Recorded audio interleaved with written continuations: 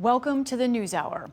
Homelessness in America reached record high numbers earlier this year. A government report out today reveals that last January, the number of people experiencing homelessness shot up by 18% to roughly 770,000 as counted on a single night. The annual survey published by the Department of Housing and Urban Development pointed to a list of intensifying economic problems, rising housing costs, and the migrant influx in some cities among them. To understand more about what's behind this rise, I'm joined by Sean Donovan, CEO and President of Enterprise Community Partners and former Secretary of the U.S. Department of Housing and Urban Development. Sean, this is an eye-popping report in many ways. It's about where things stood earlier this year, and I want to start with one particular dynamic, the role of the migrant crisis. How and where did that affect homelessness in this country?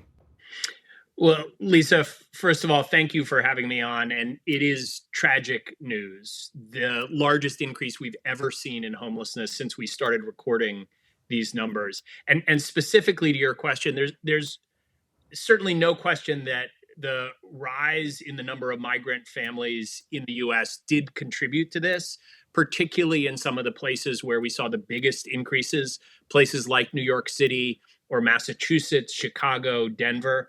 But I think what's really stunning about these numbers is how broad the challenge is. We saw 18 states reach record levels, including places like Kansas, Alaska, Utah, places, Idaho is another one, places where there isn't a significant influx of migrants. And so there's a much bigger story here about record levels of housing costs, both for owning and renting, higher than somebody like me who's been doing this for a long time, for 30 years. I've never seen the affordable housing crisis this bad.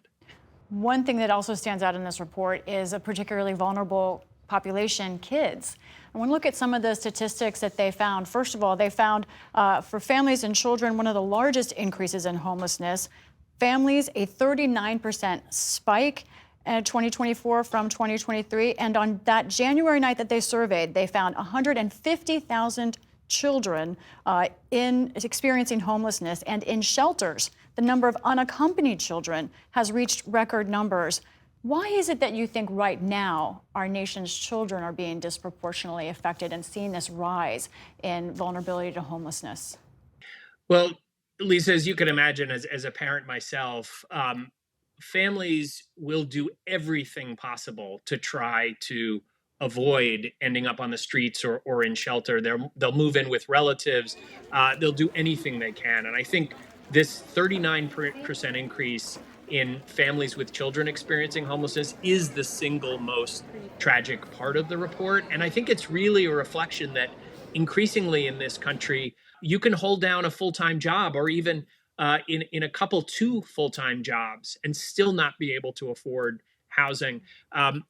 Estimates are that about half of all people experiencing homelessness are working. And so we have to recognize that this is a housing crisis that is affecting everyone in our society, but most acutely, those of our neighbors who end up sleeping on the streets or in shelter. There are some real sirens in this report, as you're saying, but these were numbers from January. Can you talk about what may have happened since then that kind of puts these numbers in a different perspective? Well, Lisa, the first thing I would say is it isn't just this year. This was an 18% increase, but it comes on the heels of a 12% increase last year in these numbers. So roughly a third increase over 2 years. Both of those were record increases in homelessness that we've seen. So what I think has begun to change in this country really is two things. One is that we had a Supreme Court decision this past summer in a case that for the first time really allowed communities to criminalize homelessness. And I'm deeply concerned about this. We know that ticketing someone, putting them in jail because they don't have anywhere to go, not only is counterproductive in the short term, in the long term, it actually increases homelessness because, as you can imagine, if you have a criminal conviction, much harder to find housing, harder to find a job. And we know from the evidence that this is counterproductive, but I'm concerned the frustration levels are rising. More and more communities are seeing increases in homelessness.